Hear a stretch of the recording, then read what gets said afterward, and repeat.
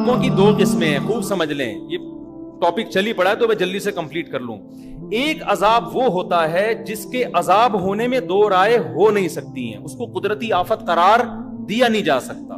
وہ اللہ پراپر ارادہ کرتا ہے کہ میں اس قوم کو تباہ کرنا چاہتا ہوں اور اس کی کوئی سائنٹیفک لاجک نہ بھی ہو تو میں کیا کر دوں گا, اس کو تباہ کر دوں گا. جیسے قوم عاد پہ عذاب آیا, قوم لوط پہ عذاب آیا, قوم سمود پہ عذاب آیا. وہ جو عذاب آیا نا قوم لوط قوم سمود پر, پیغمبر بتاتے, نوح علیہ السلام کی قوم پہ عذاب آیا, اس وقت بارش کا ان کی محکمہ موسمیات والوں کے ہاں دور دور تک کوئی بھی انتظام, کوئی بھی امکان نہیں تھا.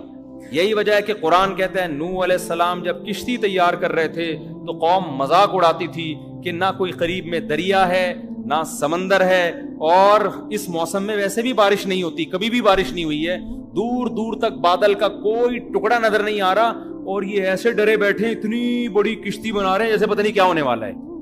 تو نوح علیہ السلام نے کیا کہا, ان تسخروا منا فإنا نسخر منکم, تم مذاق اڑاؤ ان قریب ہم تمہارا مذاق اڑائیں گے. کیا نوح علیہ السلام کا سائنسدانوں سے رابطہ تھا, محکمہ موسمیات والوں سے؟ وحی کے ذریعے اللہ بتا رہا تھا کہ ان کی باتوں میں نہ آئے, میں اپنی قدرت سے بغیر کسی سبب کے ایسی بارش برساؤں گا کہ اس میں ہلاک کروں گا, اور صرف نافرمان ہلاک ہوں گے, ایک نافرمان بھی نہیں بچے گا, سارے نیک لوگوں کو بچا لوں گا میں. یہ ایسا عذاب ہے جس کی کوئی سائنٹیفک لاجک بولو نہیں ہے. یہ قرآن سے ثابت ہے کہ اس طرح بھی ہوتا ہے.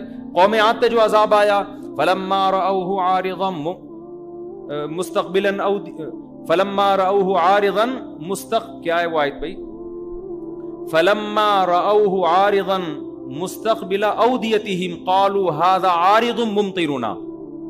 جب انہوں نے بادل کا ٹکڑا, وہ حضرت ہود علیہ السلام بار بار قوم سے کہہ رہے تھے کہ اب عذاب آ رہا ہے, اب میں جا رہا ہوں بستی چھوڑ کر, اب کیا آ رہا ہے, اللہ کا عذاب. تو یہ وحی کے ذریعے بتایا نا, محکمہ موسمیات والوں کے ذریعے نہیں بتایا. تو وہ قوم ہنسنے لگی, پھر دیکھا واقعی کالے بادل آ رہے ہیں, تو اس قوم نے کہا یہ تو بادل ہیں جو نارمل بادل ہوتے ہیں, پانی برسے گا, یہ عذاب کہاں ہے؟ انہوں نے کیا, بل ہوا کیا ہے, ھذا عارض قال بل ہوا مستعجلتم به ریح فیھا عذاب علیم. بارش نہیں ہے, یہ وہ عذاب ہے جس کی تم جلدی مچا رہے تھے, اور اس سے پانی کے بجائے پتھر برسیں گے آسمان سے.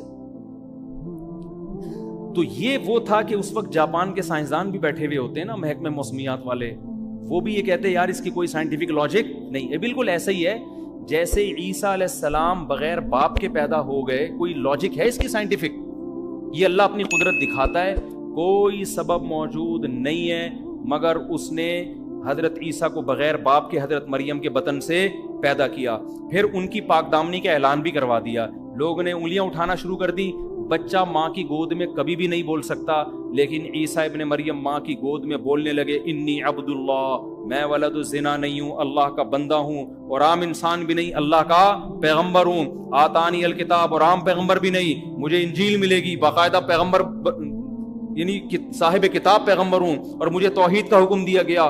تبھی بہت سارے جو اس وقت یہودی تھے وہ آپ پر ایمان لے آئے, اور پھر وہ جانتے تھے کہ مریم پاک دامن, یہ خاندان کتنا پاک دامن. تو اللہ پھر نا وہ ساری باتیں illogical ہو رہی ہوتی ہیں, وہ ساری باتیں.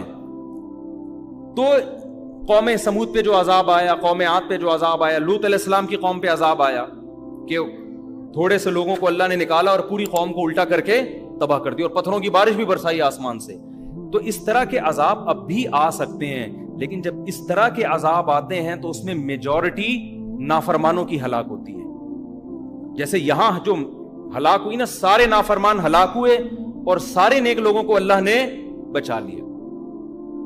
کچھ عذاب ایسے ہوتے ہیں جن کے بارے میں ہمارے لیے یہ دعویٰ کرنا کہ یہ واقعی عذاب ہے یا آزمائش ہے, یہ ہمارے لیے ممکن نہیں ہے. سمجھ میں آ رہی ہے بات؟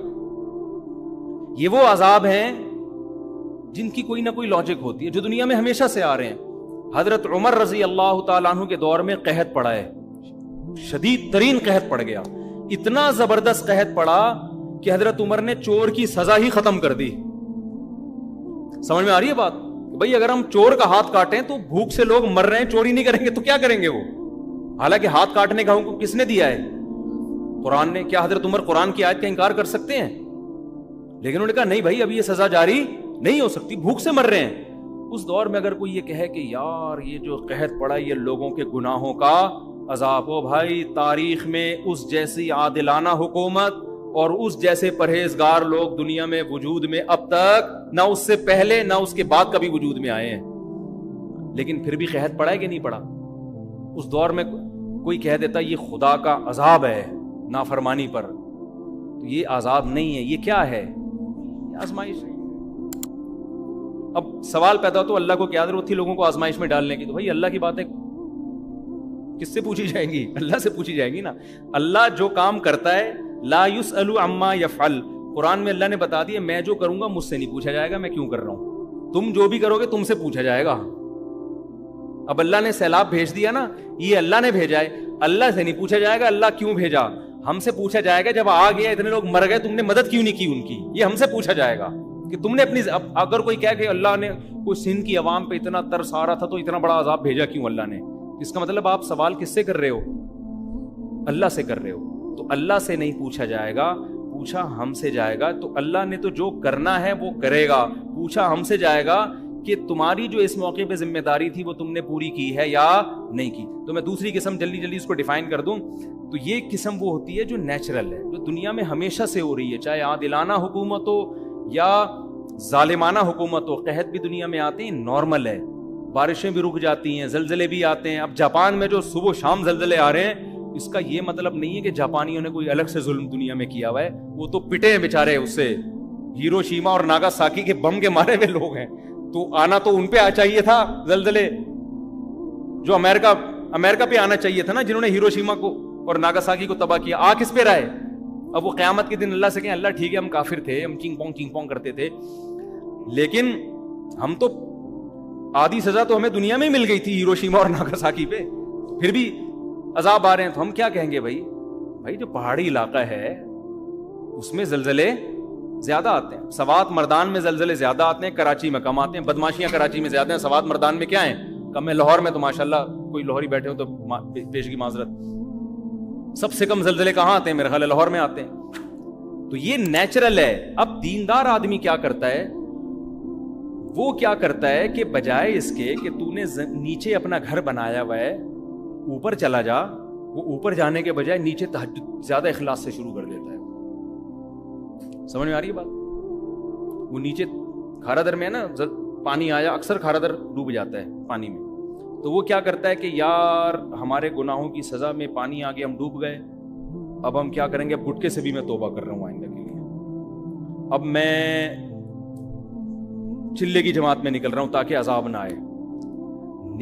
نکلنا تو چاہیے بھائی, گٹکا بھی چھوڑنا چاہیے, لیکن اللہ تعالیٰ نے دنیا کو دارالاسباب بنایا ہے. سب سے پہلے آپ کی ذمہ داری کیا ہے کہ آپ اس ریزن پہ غور کریں, یہ سزا ہمیں ملی کیوں ہے. آپ کراچی میں نشیبی جگہ پہ کیوں رہتے ہو بھائی, اوپر کیوں نہیں چلے جاتے آپ؟ اس پہ بھی لوگ, اور یہ بھی جرم ہے گناہوں, اگر یہ گناہ کی وجہ سے عذاب آیا ہے نا تو نیچے رہنا بھی ایک گناہ ہے. کہ جب آپ کو پتا ہے کہ ملک میں ڈیم ہے نہیں, جن کے پاس وسائل ہیں, جن کے پاس وسائل نہیں ہیں وہ تو بیچارے مجبور ہیں نا, جن کے پاس وسائل ہیں میں ان کی بات کر رہا ہوں. جب آپ کو پتا ہے کہ نیچے ہمارے ملک میں ڈیم نہیں ہے اور تباہی آتی ہے تو آپ کو خود بھی تو خیال کرنا چاہیے نا. اب آپ جاپان میں جا کے مضبوط عمارت بناؤ اور زلزلہ پروف نہ ہو, تو آپ وہاں روزانہ سہ روزے کا اجتماع رکھو گے, فضائل اعمال کی تعلیم ہوگی نا. جو کافر شراب پی رہے ہیں نا نائٹ کلب میں, وہ بچ جائے گا زلزلے میں, آپ کیا ہو جاؤ گے, انا للہ ہو جائے گا آپ. تو اس میں اللہ کا قصور نہیں ہے, اس میں قصور کس کا ہوگا, آپ کا, کہ جب آپ کو پتا ہے کہ اس جگہ زلزلے زیادہ آتے ہیں آپ نے زلزلوں سے بچنے کی کوشش کیوں نہیں کی. تو عذاب بعض دفعہ خالصتاً عذاب ہوتا ہے, اور بعض دفعہ جو ہوتا ہے اس میں ہم 100% یہ نہیں کہہ سکتے کہ عذاب ہے, وہ قدرتی حادثہ بھی ہوتا ہے, لیکن حدیث میں اس کو بھی عذاب کہا گیا ہے. کس معنی میں کہا گیا وہ میں بھی بتاتا ہوں. جیسے حدیث میں آتا ہے کہ حضرت عائشہ رضی اللہ تعالی عنہا نے نبی سے عرض کیا, یا رسول اللہ یہ طاعون کیا چیز ہے, جو وبا پھیلتی ہے نا طاعون, آپ نے فرمایا عذاب یبعثہم اللہ علی من یشاء من عبادہ, اللہ کی طرف سے ایک عذاب ہے جس پہ چاہے اللہ مسلط کر دیتا ہے. لیکن آگے آپ نے فرمایا کہ اہل ایمان کے لیے اس کو رحمت بنا دیتا ہے. تو اس سے پتہ چلا کہ اس کا عذاب ہونا یقینی ہر ایک کے لیے نہیں ہے، یہ قدرتی حادثے ہیں. تو جتنے بھی قدرتی حادثے دنیا میں ہوتے ہیں، ایک تو وہ دو حادثوں کی قسمیں سمجھ میں آ گئی نا. ایک تو وہ جو قوم لوط قوم نوح پر، اس کی کوئی سائنٹیفک لاجک نہیں تھی. اللہ نے اپنے ارادے سے جیسے حضرت ابراہیم کو آگ میں بچا لیا اور بغیر باپ کے حضرت عیسیٰ کو پیدا کر دیا، بغیر کسی لاجک کے اللہ نے آسمان سے پتھر برسا کے قوم کو ہلاک کر دیا. لیکن کچھ ہوتے ہیں جن کی سائنٹیفک لاجک ہوتی ہے. دنیا میں جب گیس اتنی نکل رہی ہے نا تو زلزلے خود بخود آئیں گے. کتنی گیس کتنا پیٹرول تو ہم نکال رہے ہیں نا، تو نیچے سے زمین خالی ہو رہی ہے کہ نہیں ہو رہی؟ تو جب زمین ذرا سرکتی ہے کہ تھوڑا سا یہاں سے خالی ہو گئی ہوں، تھوڑا سا اپنا ادھر کروٹ لوں میں، تو زمین کی کروٹ چھوٹی کروٹ بولو وہ بڑے بڑے پہاڑوں کو ہلا دیتی ہے. وہ تھوڑی سی یوں ہی لاکھوں لوگ یوں ایسے یوں ہوئے کہ اب دوبارہ پرانی پوزیشن میں آ ہی نہیں رہے. تو یہ جو اس قسم کے حادثات ہوتے ہیں، ان کے بارے میں نبی صلی اللہ علیہ وسلم نے دو ٹوک بتا دیا کہ یہ نافرمان کے حق میں عذاب ہیں، فرما بردار کے حق میں کیا ہیں؟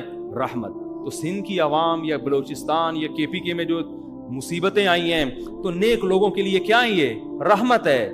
برے لوگوں کے لیے کیا ہے؟ یہ عذاب ہے. تو ہر قدرتی حادثہ وہ برے کے لیے عذاب ہوتا ہے، نیک کے لیے کیا ہوتا ہے؟ رحمت. اس سے پتہ چلا ہے کہ وہ نیک پر بھی آ سکتا ہے. اس سے کیا پتہ چلتا ہے؟ وہ نیک پر بھی آ سکتا ہے. اب اسی میں آپ دیکھ لیں جو دینداروں کی حماقتیں. جب یہ کورونا پھیلا ہے نا تو اس میں لوگوں نے کیا باتیں کرنا شروع کر دی تھی. میں بہت عرصے بعد کورونا پہ آیا ہوں، لیکن اب یہ ٹاپک کو سمجھانے کے لیے کہ جی مسجدوں میں نہیں آئے گا یہ کورونا. مسجدوں میں کیا ہوگا؟ ہم تو وہاں اللہ اللہ کرنے جاتے ہیں، وہاں وبا کیسے آئے گی؟ تو یہ تو حدیث سے یہ بات ثابت ہے کہ جتنی بھی قدرتی حادثات ہیں متاثر اس سے سب ہوتے ہیں. تبھی تو نبی نے فرمایا مومن کے لیے وہ رحمت بن جائے گی اور کافر کے لیے وہ عذاب بن جائے گی، نافرمان کے لیے عذاب بن جائے گی. تو نبی نے یہ تو نہیں کہا حضرت عائشہ سے کہ یہ طاعون اللہ کا عذاب ہے جس سے صرف کافر متاثر ہوگا، مومن کو یہ کچھ بھی نہیں کہے گی. یہ کہا نبی نے؟ کب کہے گی اس کو بھی لیکن اس کے جب وہ تکلیف میں آئے گا تو گناہ معاف ہوں گے، مرے گا تو شہادت کا درجہ ملے گا. کیا خیال ہے؟ تو اس سے پتہ چلتا ہے بھائی وہ سینما گھر میں بھی جائے گی وبا، چاہے وہ کورونا ہو یا طاعون ہو، وہ مسجد میں بھی اسی اسپیڈ سے آئے گی جس اسپیڈ سے سینما گھر میں جا رہی ہے. تو لہذا اگر سینما گھر میں احتیاط کرنی ہے تو کہاں ہے؟ مسجد میں بھی اسی طرح احتیاط کرنی ہے. اب آپ یہ کہہ سکتے ہیں کہ جب نبی نے کہہ دیا کہ یہ وبا یہ رحمت ہے مسلمانوں کے لیے، تو رحمت تو لینی چاہیے نا، تو اس سے بچنا تو نہیں چاہیے. لہذا جب یہ رحمت ہے تو پھر تو طاعون کو گلے لگانا چاہیے. کوئی کووڈ کا مریض ہے، وہ ایک بندہ تھا نا کورونا کے دنوں میں سگریٹ پی رہا تھا نا، کش لے رہا ہے، دھوئیں نکال رہا ہے بڑے بڑے سانس بھر کے. تو ایک بندہ اس کے پاس گیا، لڑکوں کی عادت ہوتی ہے نا جاتے ہی اس کے ساتھ کھانے میں شریک ہو جاتے ہیں، تو یہ گیا جاتے ہی سگریٹ لے کے کش لگایا اور کہا مجھے لگ رہا تو بڑی ٹینشن میں ہے، میں چاہ رہا ہوں تیری ٹینشن میں تیرے ساتھ شریک ہو جاؤں. سٹا لگا کے بول رہا کیا ہوا؟ تو ٹینشن کیا ہے؟ کہہ رہا ٹینشن یہ ہے کہ مجھے کورونا ہوا ہے. یہ اسی کی سگریٹ کے کیا کر رہا ہے؟ ٹھٹے لگانا شروع کر دیا اس میں. تو آپ یہ کہہ سکتے ہیں کہ جب یہ رحمت ہے تو پھر احتیاط کیوں کریں ہم؟ تو یاد رکھو یہ ایک اور شریعت کا اصول ہے کہ جتنی بھی آزمائشیں ہیں وہ اللہ کی رحمت اس وقت بنتی ہیں جب ان آزمائشوں سے ہم بچنے کی پوری کوشش کر لیں، پھر بھی اللہ مبتلا کر دے. اگر آپ ہی بچنے کی کوشش نہیں کر رہے تو پھر وہ حماقت ہے، پھر اس کو آپ رحمت نہ سمجھو. ارے ہر بیماری اللہ کی رحمت ہے یا نہیں ہے؟ حدیث میں آتا ہے بخار میں گناہ معاف ہوتے ہیں. حدیث میں آتا ہے بخار کی جو گرمی ہے نا، یہ جہنم میں جو مسلم کو عذاب ہونا تھا وہ گرمی کی شکل میں اللہ دنیا میں دے دیتے ہیں مسلمان کو. بخار بڑی حدیث میں بڑی فضیلت ہے کہ بخار کی وجہ سے جہنم کی آگ کیا ہوتی ہے؟ ٹھنڈی، گناہ معاف ہوتے ہیں. آپ نے کہا یار اتنی بڑی رحمت، آپ کیا کیا کہ جی مری میں برف میں جا کے سو گئے آپ. یار میں چاہتا ہوں مجھے صبح کیا ہو جائے؟ تیز بخار ہو جائے. پھر جب 103 ہوں آپ نے کہا تھوڑی رحمت کا تقاضا اور چاہیے مجھے. سمجھ میں آ رہی ہے بات؟ یہی وجہ ہے کہ جب طاعون صحابہ میں پھیلا، صحابہ میں یہ حدیث پھیل گئی تھی کہ طاعون میں جو مرے گا وہ کیا ہوگا؟ شہید ہوگا. لیکن صحابہ کرام نے کیا کیا کہ لوگوں کو منتشر کر دیا، پہاڑوں کی طرف بھیج دیا. حضرت عمر رضی اللہ تعالیٰ نے ان پر بڑی ان کو اپریشیٹ کیا کہ انہوں نے حافظ ابن حجر رحمۃ اللہ نے اپنے دور کا یہ واقعہ لکھا ہے کہ ایک علاقے میں طاعون پھیلا تھا، تو لوگوں نے کیا کیا کہ اجتماعی طور پر دعا کا اہتمام کیا کہ بہت لوگ طاعون تو پہلے بہت اسپیڈ سے پھیلتا تھا، ایسے جنازے. تو لوگوں نے کیا کہ ابن حجر رحمۃ اللہ نے یہ واقعہ لکھا ہے کہ لوگ نا سارے علماء اور بزرگان دین اور ساری عوام جمع ہو گئی جنگل میں، کیا صحرا میں جا کے نا مل کے زور زور سے اللہ سے دعا مانگتے ہیں گڑگڑا کے تاکہ بیماری ختم ہو جائے. ابن حجر نے لکھا کہ جب وہ اجتماعی سطح پہ گئے دعا مانگی تو بیماری کم ہونے کے بجائے اور بڑھ گئی. کم ہونے کے بجائے کیا ہو گئی؟ اور وجہ کیا ہے؟ ابن حجر نے لکھا کہ وجہ یہ تھی کہ یہ بدعت کا ارتکاب کیا انہوں نے، اس لیے کہ ایسے موقع پہ میدان میں جمع ہو کے اجتماعی دعا حدیث سے ثابت نہیں ہے. حدیث سے تو نماز استسقاء میں ثابت ہے کہ اجتماعی طور پہ جمع ہو کے دعا مانگے، یہ تو آپ نے اپنی طرف سے، لیکن اس کی ایک سائنٹیفک لاجک بھی ہے کہ بھائی اسلام پہلے آپ کو احتیاط کا حکم دیتا ہے، اس کے ساتھ دعا کا حکم دیتا ہے. سمجھ میں آ رہی ہے بات؟ بیماری جب یہ سب کو پتا ہے کہ طاعون کی بیماری ایک دوسرے سے لگتی ہے، اس زمانے میں بھی سب کو پتا تھا، تبھی تو لوگ ایسے علاقوں میں جاتے نہیں تھے جہاں طاعون پھیلا ہوا ہو. تو جب یہ ایک دوسرے سے لگتی ہے تو آپ جب جنگل میں صحرا میں سارے اکٹھے ہو جاؤ گے تو طاعون کے جراثیم یہ نہیں دیکھیں گے کہ کس کام کے، آپ فلم دیکھنے کے لیے اکٹھے ہو یا تہجد کے لیے اکٹھے ہو، جراثیم وائرس پہ کوئی فرق نہیں پڑتا. تو آپ اسباب اختیار نہیں کر رہے، جبکہ شریعت ہمیں کسی بھی کام میں کامیابی کے لیے سب سے پہلے اسباب اور پھر اللہ سے دعا. جو بعض لوگ کہتے ہیں نا سب سے پہلے دعا پھر اسباب، ان کا بھی ایک صحیح مطلب ہے. ان کا مطلب ہے کہ اسباب سے بچنے کا اہتمام تو کرنا ہے، فوراً دعا بھی شروع کر دینی ہے، لیکن اسباب کو بھی بھرپور طریقے سے اختیار کرنا ہے. سمجھ میں آ رہی ہے بات کہ نہیں آ رہی؟ تو ابن حجر رحمۃ اللہ علیہ نے لکھا ہے کہ اتنا کراؤڈ ہوا اور سب نے بہت گڑ گڑا کے دعائیں مانگی، مگر جو موت کا تناسب تھا وہ پہلے سے بہت تیزی سے بڑھ گیا. تو وجہ اس کی یہی ہے کہ بھائی آپ، اور یہ حماقت آج بھی لوگ کر رہے ہوتے ہیں، آج بھی لوگ کر رہے ہوتے ہیں. بیمار آدمی کے بھائی احتیاط پر کو فوکس کرو، اس کی صحت کا خیال کرو، وہ کر نہیں رہے ہوتے اور اس کے ساتھ صرف دعا پر اکتے ہو. دعا تو بہت ہی ضروری ہے. ایک آخری بات کر کے بس بیان ختم کرتا ہوں کہ دیکھو یہ تو میں نے دو قسم کے حادثات کی پوری ڈیٹیل بتا دی نا، کہ ایک تو وہ واقعی جو خالصتاً قدرتی ہوتے ہیں، اور ایک وہ جس کی لاجک زمین میں ہمیشہ سے نیک لوگوں پر بھی آفتیں آتی ہیں، بروں پر بھی آتی ہیں، بیماریاں بھی اور زلزلے بھی اور طوفان بھی. تو ہمیں بجائے اس بحث میں کہ یہ عذاب ہے کسی کے گناہ کی وجہ سے یا یہ کیا ہے، ہمیں وہ یہ تو اللہ کا کام تھا نا جو اللہ نے کیا، ہمیں اللہ کہتا ہے تم وہ کرو جو تمہاری ذمہ داری. ہماری ذمہ داری کیا ہے؟ ایسے موقع پہ وہ کرنا ہے جو صحابہ کیا کرتے تھے، غریب کے ساتھ تعاون. اور مشرک کیا کرتے تھے کہ جب اللہ کو اس پہ اتنا ترس آ رہا ہے تو اللہ نے اس کو غریب بنایا کیوں؟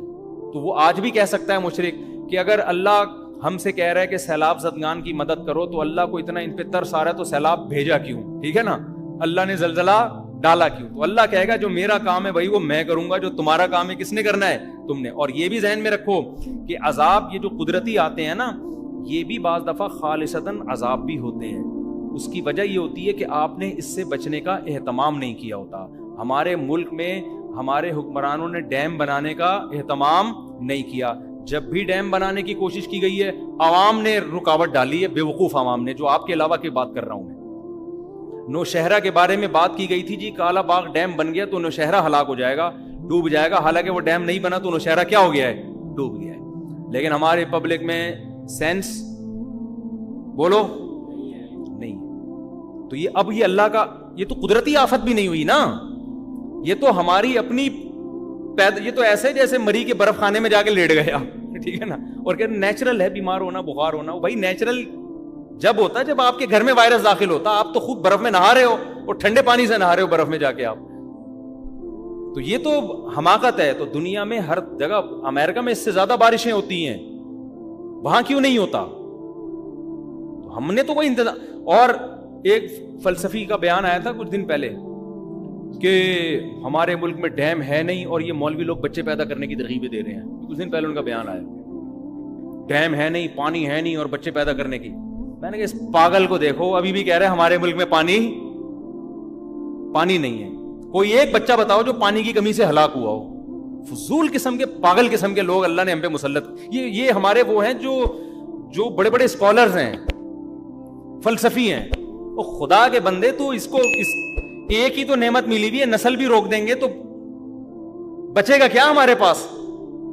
اتنا پانی زمین کی رگوں میں سیلاب میں داخل ہوا ہے نا کہ نکالتے نکالتے تھک جاؤ، یہ ختم ہونے والا نہیں ہے. وہ جو چیف جسٹس کا بیان آیا تھا نا پرانا کہ اتنے لیٹر پانی روزانہ ہم زمین سے نکال رہے ہیں اور بچوں کی اسپیڈ بہت تیزی سے ہے اور اتنا پانی ختم ہو رہا ہے، میں نے اس پر بیان دیا تھا یہ پانی نکلنے کی اسپیڈ تو بتا رہے ہیں، زمین میں پانی جا کتنا رہا ہے اس پہ انہوں نے کوئی رپورٹ پیش کی نہیں ہے. بے وقوفوں والے کام کر رہے ہو یار تم. ہمارے حکمرانوں کی اللہ معاف فرمائے ابھی حالت پتہ ہے کیا ہے کہ یورپ اور امریکہ کی وفاداری میں ان سے بھی 2 ہاتھ آگے نکل گئے. وہ بھی کہہ رہے ہیں یار اتنے ماڈرن تو ہم نہیں ہوئے جتنے تم ہو گئے ہو، ایسی باتیں تو ہم نہیں کرتے جیسی تم کر رہے ہو، یہ دلائل تو ہم نہیں دیتے جو دلائل تم دے رہے ہو. میرے بیان پہ کسی نے کمنٹس کیے ہوئے تھے کہ یہ مولوی بچے پیدا کرنے کی ترغیب دے رہا ہے اور اس وقت دنیا میں سب سے بڑا مسئلہ ہی آبادی کا بڑھنا ہے. بھائی یہ باتیں انگریز نہیں کر رہا، انگریز سے پوچھو گے وہ یونائٹڈ نیشن کی رپورٹ ہے کہ اس وقت دنیا میں آبادی کا ریشو خطرناک حد تک گر گیا ہے. سالوں کے پاس نہ کمبختوں کے پاس کوئی رپورٹ ہے نہ گورے کا پتہ کہ وہ کہہ کیا رہا ہے اور بیٹھ کے پھر بس مولوی کا بیان آ گیا نا تو سمجھتے ہیں دقیانوسی پر مبنی ہوگا. یونائٹڈ نیشن کی رپورٹ ہے یہ بی بی سی میں شائع میں نے خود پڑھی ہے کہ بچوں کی جو گروتھ ریشو ہے نا وہ خطرناک حد تک گر گیا ہے. دیکھو آپ یہ نہیں دیکھا جاتا دنیا میں آبادی کتنی ہے، یہ دیکھا جاتا ہے گروتھ ریشو کتنا ہے. وجہ اس کی یہ کہ دنیا میں ایک اسٹیبل لائف کے لیے بوڑھوں کا اتنا ریشو، اس کے مقابلے میں جوانوں کا اس سے ڈبل کم از کم ریشو ہونا چاہیے کم سے کم، تاکہ وہ بوڑھے قوم پہ بوجھ نہ بنے. اب ریشو جو دنیا جس طرف جا رہی ہے نا بوڑھوں کا بڑھتا جا رہا ہے، جوانوں کا یا تو کم ہو رہا ہے یا اتنا ہی ہے. اوور آل دنیا کو دیکھا جائے تو یہ تباہی کی طرف جا رہی ہے. تبھی تو امریکہ، کینیڈا اور اتنے بڑے بڑے ملکوں میں بچوں کی پیدا کرنے پر کوئی پابندی نہیں ہے، وہ تو پیسے دے رہے ہیں یار. آسٹریلیا میں بچہ پیدا کرنے پر پیسے ملتے تھے تو پاکستانیوں نے اس کے علاوہ سارے کام چھوڑ دیے وہاں جا کے. تو آسٹریلیا نے لا چینج کر لیا کہ یار یہ کمبخت تو آگے کچھ کر ہی نہیں رہے سوائے بچے پیدا کرنے کے. تو میں جب آسٹریلیا گیا میں نے ان کو کہا کہ بھائی آپ نے گورنمنٹ نے الاؤنس دینا بند کر دیے